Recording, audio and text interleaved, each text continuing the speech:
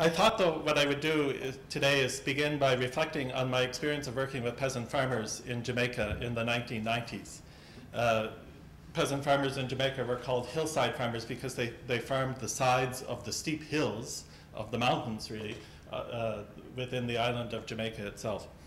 And all of these people were descendants of slaves.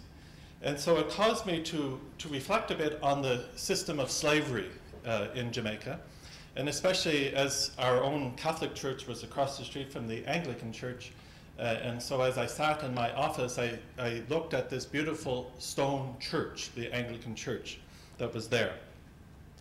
And I realized that the system of slavery really was justified by Christians, Christians who belonged to the land-owning class, who were primarily Anglican. Catholics weren't a part of the picture then because back in the early 1800s, Catholics weren't allowed to be there. But I think if you were to go to Catholic countries, you would certainly see that Catholics were quite able to justify the system of slavery as well when it was in their interest to do so. But what also amazed me was that you could see the effects of this system of slavery generations later, and in fact in practically every aspect of Jamaican life. It somehow flowed out of this system of slavery. Even the way that people went to church, even the way that people worshipped, somehow was determined, in part at least, by this system that was there. And I have no difficulty really calling it an evil system, part of our sinful social structure, if you like, that had created this system itself. But what does amaze me, though, is that this system was set up and justified by Christians. By some Christians, at least. And again, they were the land-owning class. And they didn't raise any questions about it.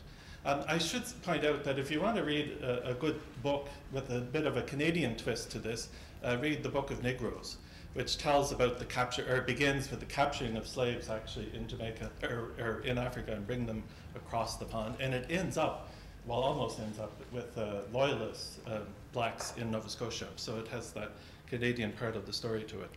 But in any case, this system was justified and set up, in fact, by Christians who were the land-owning class. It also, the theological discussions were also flavored, in a way, by this system of slavery. There was a debate as to whether or not Africans had souls, for instance. The Catholic Church determined that they did have souls, and therefore it was important to convert them to Christianity in order to save their souls. But other Christians determined that they didn't have souls, and so that there was no need for them to become Christians at all. And so, of course, if they didn't have souls, then we were justified in abusing Africans in the way that slavery did that. What's also interesting, though, too, is to study a little bit about the movement against slavery itself. The movement, of course, did not come from the land-owning class, from the slave owners. The movement, and if you watch the movie Amazing Grace, how many here have watched that movie? Yeah, it's a great movie. But when I watched it, I must say, I was struck. There was only one black person in that movie, and really it was a very minor role. And I was struck by that because I never knew who Wilberforce was when I was in Jamaica, but I heard of all of the Jamaican heroes that were part of the movement against slavery in Jamaica. People like Sam Sharp, for instance, George William Gordon, and Paul Bogle.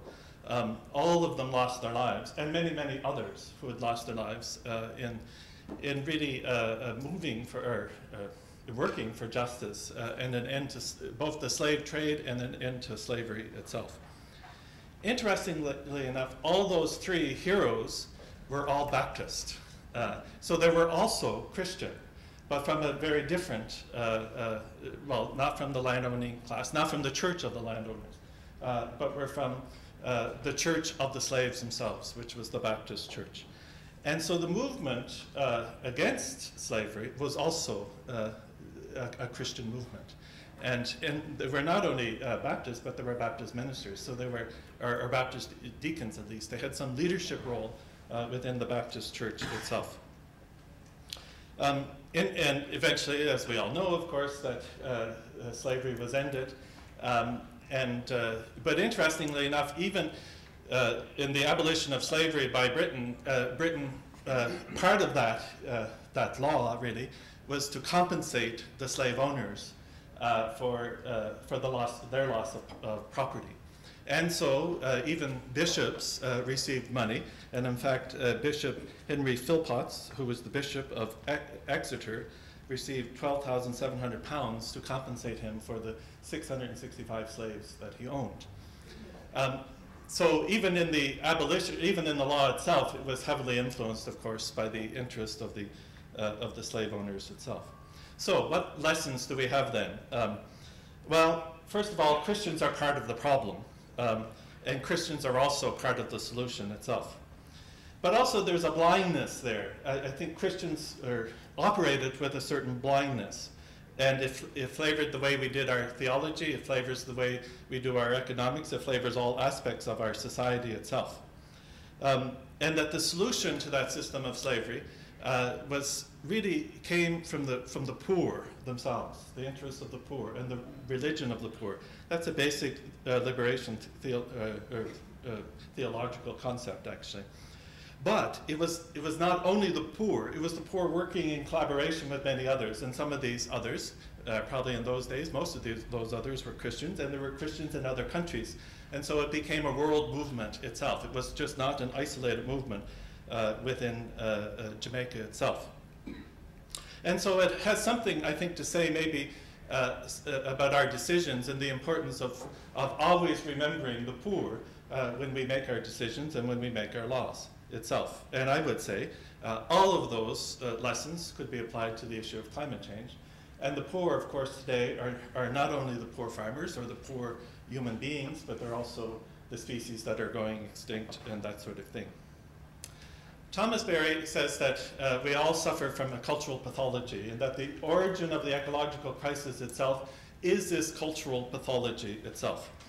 And so I would maintain that the system of slavery itself was rooted in a different sort of cultural pathology, but it is pathology, it was pathology nevertheless. And it was out of that pathology that the slave owners operated itself. Thomas Berry also says that this pathology is so deep that it can only have its origin, or that it can have its origin in no other place but within religion itself. And he goes on to say that it's a combination of our Jewish ancestry, our Jewish heritage, and the anthropocentrism that we've inherited from there. And when you combine this with our Greek philosophy and the dualism of Greek philosophy, then you have a theological system or whatever, thought that sort of empower or that stimulates this sort of destruction itself. So he would also say then that the root of the ecological crisis is a religious crisis. I would also maintain that the root of the ecological crisis is a spiritual crisis itself. And that part of that crisis really is the failure to see the material world as spiritual. It's the failure to experience the reality of the divine, the reality of God, the spirit of God, within the beauty of creation itself and within the created order itself. And so if this is so, that the origin of our ecological crisis really is spiritual and religious, then I would dare say that perhaps the solution is also there as well. And so as we've been discussing too, I think like any sin, denial is a big part of that. And so we have to get in touch with that, and we've already mentioned that. But part of that, I think, in order for us to get beyond our denial and beyond all of that sort of pathology that is there, sin, if you want to call it that, or evil, or whatever, that evil system that we all participate in, I think requires grace of God. It requires an ecological conversion itself. We also have a sense of powerlessness, I think. And to get beyond that sense of powerlessness, which is despair itself, also I think, requires a spiritual reawakening, a spiritual quest itself.